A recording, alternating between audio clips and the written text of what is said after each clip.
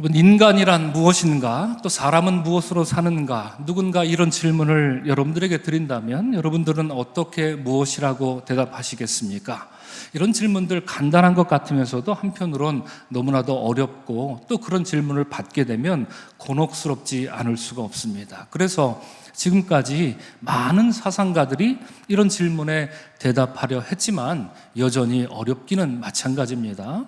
러시아의 작가 톨스토이 잘 아시리라 생각합니다. 그가 쓴 사람에게 많은 땅이 필요한가라는 단편 소설에 보면 톨스토이는 이 소설을 통해서 우리에게 들려줍니다. 사람이란, 인간이란 결국 죽어서 이 한 평도 안 되는 땅에 묻혀 돌아갈 존재임에도 불구하고 이 소설에 보면 그렇게 곧 죽을 것을 눈앞에 있으면서도 자기의 욕망을 멈추지 못하는 인간의 모습이 나옵니다. 화면에 나온 것처럼 이런 유명한 대사가 나옵니다. 그래서 톨스토이는 이 소설을 통해서 우리에게 인간은 끝없는 욕망에 사로잡혀 사는 어리석은 사람이겠다, 이렇게 우리에게 그려 보여주고 있습니다. 또한 독일의 작가 헤르만 헤세 잘 아시지요? 헤르만 헤세가 쓴 데미안이라고 하는 소설의 서문을 보면 사람은 누구나 자기 자신이 되려고 애쓰지만 그 누구도 온전히 자기 자신이 되지 못한다, 이렇게 말합니다. 원문에는 두 번째 줄이 위에가 있고요, 첫 번째 줄이 밑에가 있는데 이해를 돕기 위해 제가 이렇게 일부러 구성을 했습니다. 헤르만 헤세에 따르면, 그리고 이 소설 데미안에 따르면 사람은 살면서 자기 자신 한번 돼보지 못하고 죽는다라고 하는 이야기를 하고 있어요. 이 얼마나 안타까운 일이겠습니까? 여러분, 우리는 누구나 사람으로 태어나 또한 사람으로 죽지만 정말 사람답게 사는 사람은 과연 얼마나 될까 묻고 생각해 보면, 그리고 나는 정말 사람답게 살고 있는가? 나는 정말 제대로 된 인격으로 예수님 닮아 살고 있는가? 이런 질문을 우리 스스로에게 던져보면 우리는 많은 점에서 주님, 우리는 아직 덜 된 인간입니다, 이런 고백이 절로 나올 것입니다. 그래서 혹자들은 말하기를 참된 사람이 누구입니까? 이렇게 물을 때 사람인자 5개를 써보인다고 합니다. 화면에 나와 있지만 인 뜻인즉슨 사람이라고 다 사람이냐, 사람이 사람다워야 사람이다, 이런 뜻을 가지고 인 이렇게 쓴다고 하죠. 여러분, 우리 오늘 기도할 때 우리 최병근 장로님 기도하셨지만 인본주의 많이 들어보셨지 않습니까? 보통 인본주의라고 하면 우리 장로님 기도하신 바로 그런 의미의 인본주의를 우리가 말합니다. 우리 기독교는 이런 인본주의를 철저히 배격합니다. 기독교는 그런 인본주의와 상관이 없습니다. 곧 그런 인본주의라 하면 하나님을 부정하고 인간이 제일인 것처럼 교만하게 행동하는 것, 이런 것들을 일컬어 총체적으로 우리는 인본주의다, 이렇게 부르곤 합니다. 사실 그렇습니다, 여러분. 이런 인본주의, 하나님을 넘어서고자 하는 그 인간의 어떠한 노력도 우리는 배격하고 주의해야 합니다. 이런 인본주의는 우리의 신앙을 부정하게 만들고요, 우리의 신앙을 왜곡시켜 버리기도 합니다. 우리가 정말로 주의해야 할 그런 부분이 있습니다. 그런데 반면에 이와는 정반대의 다른 인본주의가 있습니다. 곧 사람이 사람다워야 한다는 의미에서 말할 때 인본주의라고 또한 말합니다. 창조주 하나님은 여러분, 우리를 천사로 만들지 않았습니다. 우리를 사람으로, 인간으로 만드셨습니다. 그러므로 우리가 하나님의 자녀로, 하나님의 백성으로 잘 산다라고 하는 것은 결국 좋은 사람이 되는 것과 다르지 않습니다. 다시 말하면 좋은 신앙인이 되는 것은요, 궁극적으로 좋은 사람이 되는 것, 이것과 분리되어 있지 않다라고 하는 것입니다. 신앙과 인격은 함께 간다라고 하는 것이죠. 이것이야말로 우리가 이 세상을 사는 동안에 이루어야 할 신앙의 본질이자 또한 과제다, 이렇게 말할 수 있을 것입니다. 여러분, 예수님께서 우리에게 허락하신 저 놀라운 구원의 선물은 어느 날 하늘에서, 저 천상에서, 하늘 보좌에서 주님이 옛다 받아라, 이렇게 우리에게 던져주신 그런 선물이 아닙니다. 초대교회 교부였던 안셀무스는 크루데우스 호모라고 라틴 말로 이렇게 질문을 던졌습니다. 곧 하나님은 왜 인간이 되셨습니까? 이런 질문을 기독교 역사에서 가장 처음 던졌거든요. 여러분, 하나님이 왜 인간이 되셨습니까? 하나님이 왜 굳이 인간이 되셨고 사람의 몸을 입고 이 땅에 오셔야 했습니까? 이 질문을 안셀무스는 던지면서 하나님의 아들이신 예수께서 이 땅에 오신 그 놀라운 성육신 사건을 감동하며 감격하며 하나님을 최초로 찬송한 그런 위대한 교부였습니다. 하나님의 아들이신 예수께서는 이 땅에 다른 존재로 오지 않으시고 사람으로 오셔서 그 온유하고 겸손한 성품으로 참된 사람이 되는 길을 우리에게 보여주셨던 것입니다. 여러분, 우리 한번 따라 하도록 하겠습니다. 이것은 우리 모든 기독교 신앙인들의 공통된 고백인데요. 한번 따라 하겠습니다. 예수님은 참 하나님이요, 참 인간입니다. 그렇습니다. 베레 데우스, 베레 호모. 예수님은 참 하나님이자 참 인간이다. 이것은 모든 그리스도인들의 공통된 고백입니다. 이런 점에서 여러분, 우리는 반드시 두 가지를 기억해야 합니다. 우리는 철저한 신본주의자가 돼야 합니다. 모든 것을 하나님의 뜻에 맞춰서 살아나가는 철저한 신본주의자로 살아야 합니다. 여기에 배격하는 그 어떤 인본주의도 우리는 허용할 수 없습니다. 양보할 수 없습니다. 그러나 반대로 예수께서 완전한 하나님이요 완전한 인간이셨던 것처럼 우리의 신앙이 무르익는다라는 것은 우리의 인격이 더불어 무르익는 것이다. 그러므로 우리는 완벽한 신본주의자이자 예수님 닮는 그런 의미에서의 인본주의자가 되어야 한다는 것입니다. 오늘 본문은 우리에게 잃은 양을 찾은 목자의 비유, 이렇게 널리 알려진 말씀입니다. 이 내용을 모르는 분은 아마 아무도 없을 것입니다. 이 말씀은 널리 알려진 것만큼이나 읽으면 읽을수록 가슴이 뭉클해집니다. 잃어버린 양을 찾아 헤매는 그 목자의 모습을 여러분 한번 상상해 보셨습니까? 그 모습을 상상해 보면 이 성육신 하신 하나님의 아들 예수께서, 사람이신 예수께서 우리를 구원하시고자 할 때 무엇을 하실지 너무나도 명확하게 그려주고 있기 때문입니다. 여러분, 이 누가복음 15장 집에 가셔서 다시 한번 읽어보시기 바라는데요. 오늘 우리 송신영 목사님 읽어주신 내용에 따르면 누가복음 15장에는 두 개의 비유가 나옵니다. 하나는 바로 잃은 양을 찾는 목자의 비유가 나오고요. 두 번째는 드라크마 찾는 여인의 비유가 나옵니다. 그리고 이어지는 비유가 뭐겠습니까? 11절부터 나오는 비유가 바로 저 유명한 탕자의 비유, 곧 잃은 아들을 기다리는 아버지의 비유, 이렇게 세 가지 비유가 나옵니다. 각각의 주인공은 누가 되겠습니까? 첫 번째 비유의 주인공은 목자, 젊은 남성이 주인공이 됩니다. 두 번째 드라크마의 비유에서 주인공은 누굽니까? 집안에서 이 드라크마를 찾는 여인이, 곧 어머니 같은 이런 사람이 주인공이 됩니다. 그리고 세 번째 이 비유의 주인공은 누굽니까? 아들을 기다리는 아버지가 의당 주인공이 됩니다. 무엇 세 가지가 나옵니다. 곧 누가복음 15장은 너무나도 유명한, 너무나도 위대한 하나님 말씀인데요. 죄인들을 구원하시기 위해 성부 하나님, 성자 예수님, 그리고 성령 하나님이 마치 총출동하기라도 한 것처럼 그런 드라마와 같은 위대한 말씀을 비유로 우리에게 들려주고 있습니다. 그 중에 오늘 우리는 성자 예수님, 곧 인간이 되신 하나님의 모습을 지켜보게 되는 것입니다.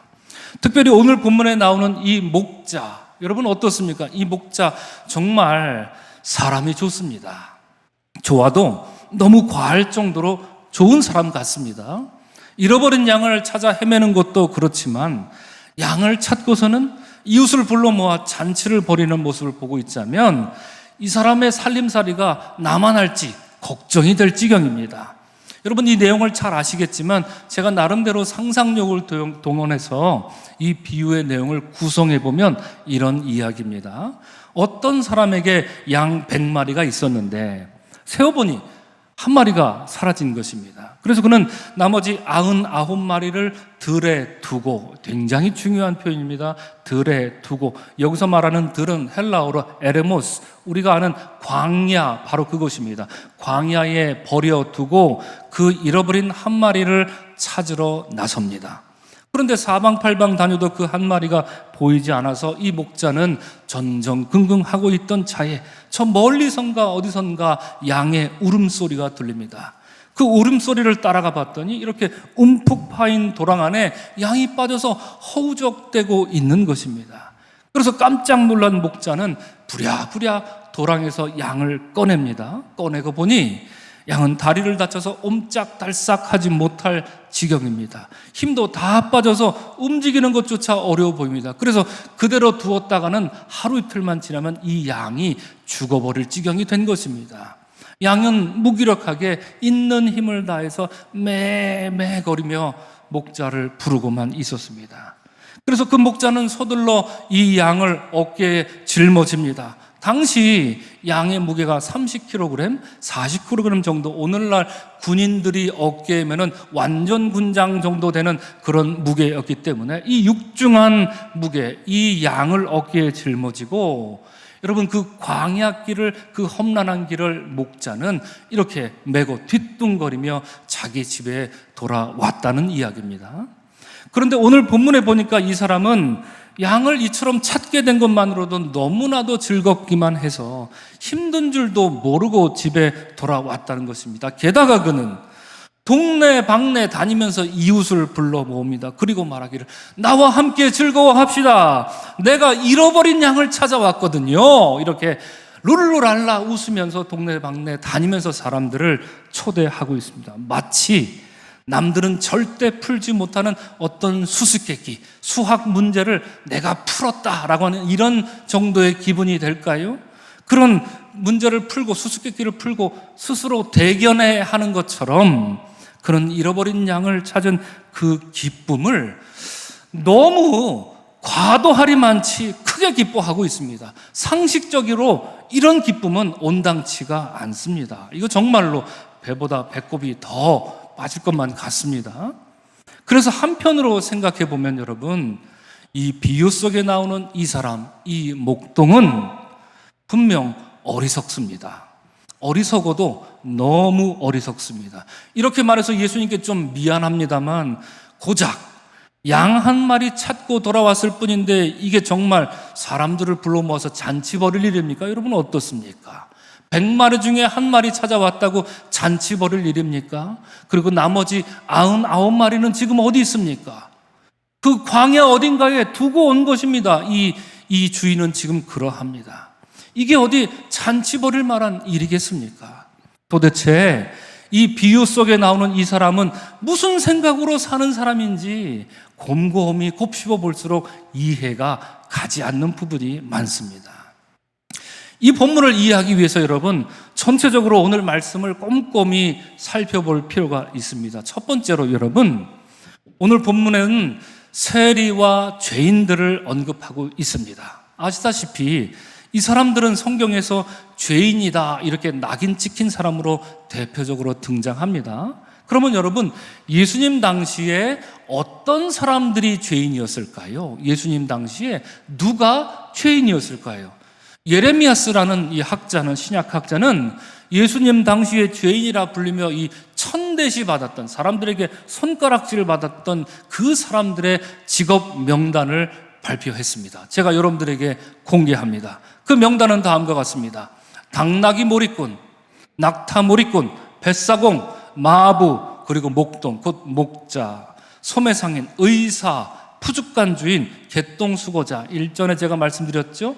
이 똥지게 지고 다니는 사람, 구리대장장이, 무두장이 아시죠? 사도행전에 나오는 무두장이, 요바에 살았던 그 무두장이, 금세공자, 절구석공, 행상인, 직조인, 이발사, 빨래인, 목욕탕 관리인, 투전꾼, 고리대금업자, 그리고 세금징수 관리인, 곧 세리, 이와 같은 사람들이 가장 예수님 시대에 천대받고 손가락질을 받았던 사람들의, 곧 죄인들의 목록입니다. 그런데 이 명단 중에 몇 가지 눈에 띄는 게 있지요. 세리 당연히 포함되어 있습니다. 오늘날에는 선망의 대상인 의사, 당시에는 어떻게 사람 몸을 함부로 만져, 어떻게 사람 몸에 칼을 함부로 대, 에이 천한 것들, 이렇게 손가락질을 받았던 것입니다. 또 들에서 양을 찌던 목동, 곧 목자, 율법의 근처에 가지도 못하는 그런 삶을 살아했던 이 목동, 목자, 이 명단에 들어가 있습니다. 블랙리스트에 우리 주님의 직업이 들어가 있는 것과 마찬가지입니다. 우리 주님이 그러므로 여러분 성탄절이 되면 우리 주님 목자이십니다, 주는 나를 기르시는 목자, 이렇게 룰루랄라 아름답게 찬양하지만 그것은 단순한 그런 기쁨으로 로맨틱하게 주님 나의 목자 되십니다 이렇게 부를 얘기가 아니라는 말입니다. 우리 주님이 목자가 되신 것은 이처럼 천대받는 직업을 스스로 선택하심으로 우리를 구원해 주셨다라고 하는 것입니다. 여러분, 두 번째로 생각해 볼 것이 있습니다. 이들이 천대받는 직업이었다면 그러면 누가 이들을 천하게 여겼던 것입니까? 누가 그들에게 그런 자격을 주었을까요? 성경에 늘 나오니까 잘 아실 것입니다. 대표적으로 바리새인과 서기관들이 그랬습니다. 여러분, 한번 생각해 보시기 바랍니다. 오늘 2부 예배 나오신 여러분, 우리가 오늘 예배 나왔다고 우리가 죄인이 아닌가요? 우리가 신앙생활 20년, 30년 했다고 우리가 하나님 앞에 죄인 아닌가요? 어떻습니까? 우리는 모두 다 죄인입니다. 우리 중에 죄인 아닌 사람이 어디 있겠습니까? 스스로 자기 자신을 생각할 때 나는 죄인 아닙니다, 나는 죄가 없습니다, 이렇게 말할 사람이 어디 있겠습니까?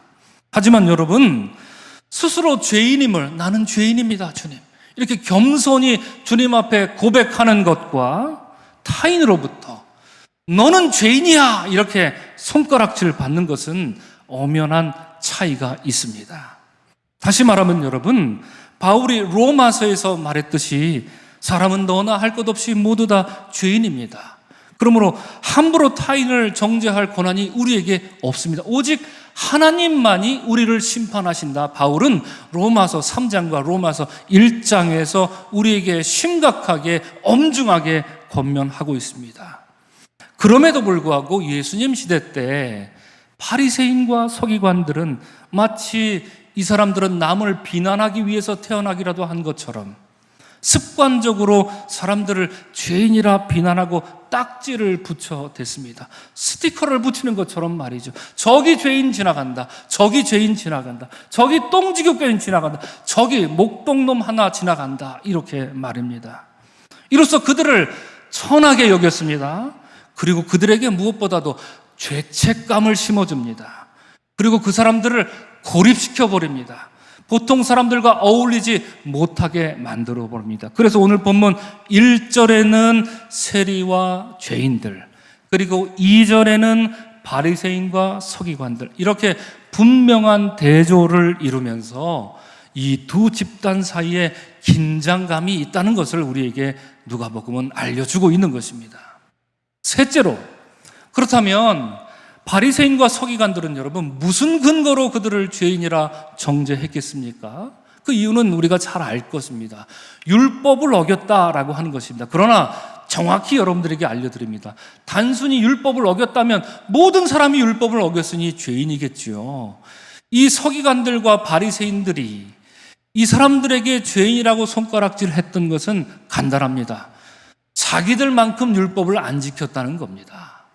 우리들만큼은 지켜야지, 나만큼은 지켜야지, 나만큼도 안 지키다니 너희들은 죄인이야, 이렇게 상대적인 평가를 내렸던 것입니다. 하나님 보시기에는 어떻겠습니까? 도토리 키재기가 이럴 때 쓰는 말입니다. 모든 사람들은 다 하나님 앞에 범죄한 죄인입니다. 그러나 바리새인들과 서기관들은 그들과 거리를 벌리려고 했던 것입니다. 거리를 멀찍이 벌려놓고 뒷짐지고 애헴거리며 그들을 바라보면서 나는 너희와 다르다, 우리는 너희 죄인들과 상종도 하지 않는다 하면서 스스로 높아지려고 했던 것입니다. 여러분, 사람은요, 다른 사람의 못난 점을 지적하고 비판하면서 스스로 높아지는 줄 압니다. 다른 사람의 부정함에 대해서 말하고 비판하면 자기는 깨끗해지는 줄 압니다. 여러분 안 그렇습니까? 그런 경험 없으신가요? 그렇습니다. 그래서 다른 사람에 대해서 이렇게 뒷담화라고 보통 얘기하죠. 그러면 속이 시원하기도 하고 나는 좀 괜찮은 사람, 근사한 사람이 된 것 같은 그런 착각을 하게 됩니다. 이런 속성이 사람에게 있습니다. 그래서 성경은 인간이 갖고 있는 이러한 치명적인 한계를 이것이라 말합니다. 곧 자기의, self-righteousness라고 얘기합니다. 자기의라고 경고합니다. 바리새인들과 서기관들은 이러한 자기의의 대명사로 성경에 나오고 있는데요. 사실 여러분, 성경이 말하는 가장 치명적인 죄가 뭐겠습니까? 살인이라고 본문이 성경이 말하던 것이 아닙니다. 어떤 죄보다 더 치명적인 죄, 바로 자기의에 빠지는 사람들입니다. 하나님이 친히 선택하신, 그래서 선민이라 불렸던 이스라엘조차도 하나님이 버리신 이유는 무엇이었습니까? 그들이 자기의에 빠졌기 때문에 일고의 가치도 없이 하나님 버리셨습니다. 그래서 바울은 로마서에서 이러한 거짓된 의에 빠져있던 이스라엘을 향해 이렇게 경고합니다. 그들은 하나님의 의를 모르고 자기 의를 세우려고 힘써 하나님의 의에 복종하지 않았느니라 단적으로 말합니다. 그래서 대표적인 기독교 고전 중에 하나인 그리스도를 본받아, 토마스 아 켐피스의 그리스도를 본받아라는 책에 보면 자기 의에 빠진 사람들에게 이런 경고의 말을 들려줍니다. 자기 자신이 하찮은 존재라는 사실을 제대로 잘 아는 것이야말로 가장 온전한 최고의 지식입니다. 어떤 사람이 대놓고 죄를 지어도 당신이 그 사람보다 더 낫다고 여겨서는 안 됩니다. 당신은 당신 자신보다 더 연약한 사람은 없다고 생각하여야 하고 그 생각을 단 한순간이라도 놓쳐서는 안 됩니다. 이렇게 우리에게 권면하고 있습니다. 그렇습니다, 여러분. 이처럼 오늘 본문의 바리새인과 서기관들은 자기의라는 수렁에 깊이 빠진 나머지 마치 죄인 감별사라도 되는 것처럼 행세함으로써 세리와 죄인들뿐 아니라 오늘 본문 2절 말씀에 보면 이들은 그들을 영접하고 그들과 함께 밥을 먹고 있는 식탁에 앉아 계신 만왕의 왕이신 예수까지도 죄인인 것 마냥 수군거리고 있었던 것입니다. 이와 관련해서 마지막 넷째로 한 가지 더 주목해 보고자 합니다. 여러분, 어쩌면 이것이 오늘 예수님 말씀의 가장 큰 핵심이 될지도 모르겠습니다. 오늘 예수께서 말씀하신 잃어버린 양의 비유는요, 4절에서 이렇게 시작합니다. 너희 중에 어떤 사람이 양 100마리가 있는데 너희 중에 어떤 사람이, 이렇게 시작하고 있습니다. 곧 너희들이, 다른 사람 얘기가 아니라 만약에 너희들이 이 양을 치는 목자라고 한다면 어떠할 것이냐, 너희들의 슈즈, 너희들의 신발을 한번 이 사람 신발로 갈아 신어 보거라, 이런 이야기를 하고 있습니다. 만약에 그렇다면 너희가 목자라면 너희는 어떻게 할 것이냐, 입장을 한번 바꿔놓고 생각해보라, 주님 말씀하십니다. 이것은 남 얘기가 아니라 이것은 너희 얘기가 될 것이다, 주님 말씀하시는 것입니다. 이 비유는 다른 사람을 향한 비유가 아니라 지금 내 말을 듣고 있는 너희를 향한 비유다, 주님 그들에게 말씀하고 있는 것입니다. 그런데 우리가 여러분 이 비유 말씀 잘 알지만 앞서 제가 말씀드린 것처럼 이러한 목자의 행동 곰곰이 생각해 보면 여러분, 세상에 이런 목자 없습니다. 이런 목자 없습니다. 양 100마리가 있는데 그중 고작 한 마리 잃어버렸다고 그 양을 찾기 위해 99마리를 그 빈들에 내버려 두고 찾아다닐 목자가 어디 있겠습니까? 그런 목자는 없습니다. 오히려 현명한 목자라면 그 한 마리를 아깝지만 포기하고 맙니다. 99마리를 지키는 게 훨씬 이득이기 때문입니다. 그런데 여러분, 제가 정색하고 여러분들에게 한번 묻겠습니다. 진지하게 한번 여쭙겠습니다. 여러분, 이런 목자가 있습니까? 없습니까? 이런 목자가 있습니까? 없습니까? 이런 목자가 있습니다. 딱 한 분 있었지요. 그렇죠? 이런 목자는 딱 한 분 계셨습니다. 우리 주님 예수 그리스도만 이런 목자가 되십니다. 예수께서는 이런 양을 찾을 때까지 찾아 헤매는 분이십니다. 찾을 때까지, 끝장 볼 때까지 우리를 찾아 헤매십니다. 여러분들이 어디에 숨어 계셔도 상관없습니다. 우리 주님 반드시 찾아내십니다. 여러분들이 숨은 게 아니라 설사 어디에 쓰러져 있어서 남들이 보지 못하더라도 우리 주님은 여러분들을 반드시 찾아낼 것입니다. 여러분들이 어디서 남몰래 눈물을 흘리고 웅크리고 찌그러져 있다 할지라도 걱정하지 마십시오. 우리 주님은, 우리 목자는 반드시 여러분들을 찾아내고야 마는 분이십니다. 우리 주님은 영혼의 내비게이션을 커시고 반드시 잃어버린 영혼을 찾고 또 찾고 찾아내시는 분인 줄로 믿는 여러분들 되시길 주의 이름으로 축원합니다. 여러분, 아니 더 나아가서 우리 주님 그냥 단순히 찾는 분이십니까? 그렇지 않습니다. 요한복음은 우리에게 말합니다. 더 나아가서 우리 주님은 양을 구하기 위해 목숨까지도 버리는 그토록 어리석고 또 어리석고 바보 같은 목자 예수님이셨던 것입니다. 그 사람 예수는 이런 모습으로 우리에게 오셨습니다. 사랑하는 성도 여러분, 오늘 본문에 나오는 세리와 죄인들, 그리고 바리새인들과 서기관들, 예수님의 비유에 따르면 누가 잃어버린 한 마리 양이고요, 누가 99마리 양이었습니까? 세인들과 죄인들, 그리고 바리새인과 서기관들, 누가 한 마리 양이고 누가 99마리 양이었습니까? 잃어버렸던 한 마리 양은 세리와 죄인들입니다. 분명 그러합니다. 99마리 양은 바리새인과 서기관들을 가리킵니다. 여러분, 심각하게 들어야 합니다. 목자 없던 양 한 마리는, 그래서 양을 떠났던 그 길 잃은 양은 이 순간 목자와 함께하고 목자와 인도하심을 받게 되었습니다. 그러나 오늘 본문 4절은 분명히 말합니다. 목자는 99마리를 들에 두고 잃은 양을 찾으러 갔다 말입니다. 그렇게 성경 원어로 보면 분명히 말합니다. 그를 두고 and go라고 이렇게 말합니다. 떠났다, 그렇게 성경은 말합니다. 99마리를 그 광야에 버렸다라고 하는 의미입니다. 99마리 양들은 지금껏 목자의 돌보심 속에 있었지요. 얼마나 의기양양했겠습니까? 얼마나 목자가 든든했겠습니까? 그러나 이제 그들은 목자 없는 양의 신세로 광야에 남겨졌습니다.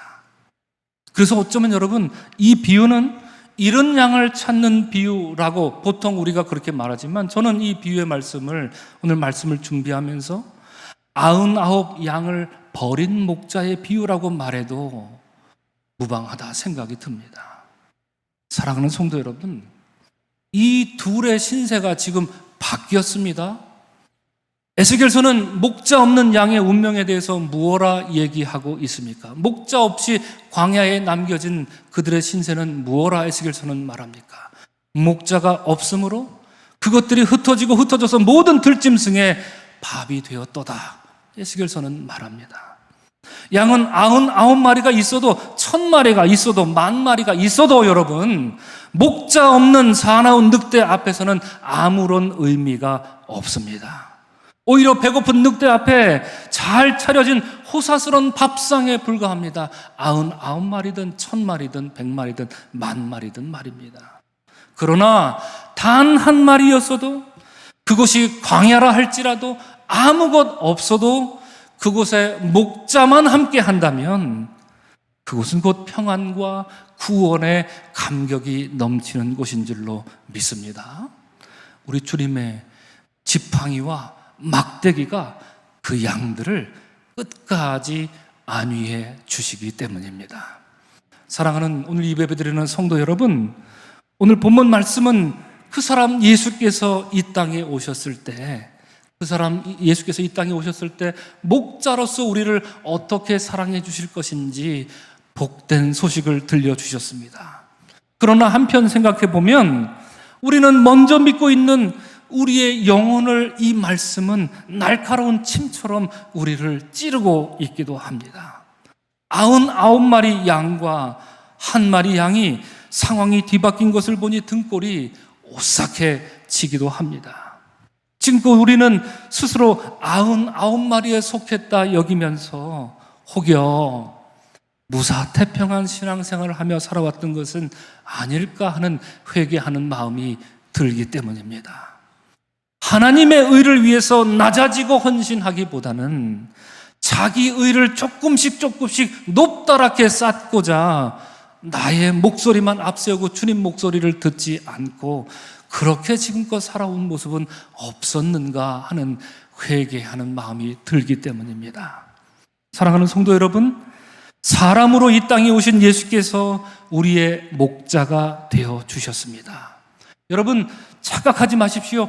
양은 양을 찾지 못합니다. 교회마다 잃은 양 찾기 프로젝트를 많이 하지만 양은 양을 찾을 수 없습니다. 오직 목자만 양을 찾습니다.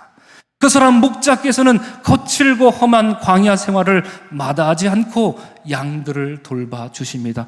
그렇게 우리를 사랑해 주십니다.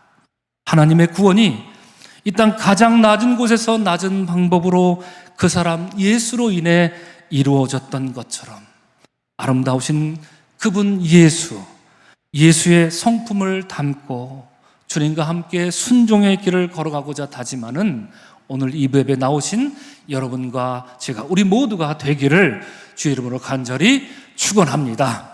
아멘. 기도하겠습니다. 사랑의 주님, 99마리 그리고 길 잃은 한 마리, 주님, 우리는 과연 어디에 속해 있습니까? 예수 믿은 지 오래되다 보니 99마리에 속해 있다 이렇게 안심하고 살고 있는 모습은 아닙니까, 주님? 주여, 우리는 언제나 길 잃어버린 양과 같습니다. 그래서 언제나 주님, 우리를 찾아 주옵소서.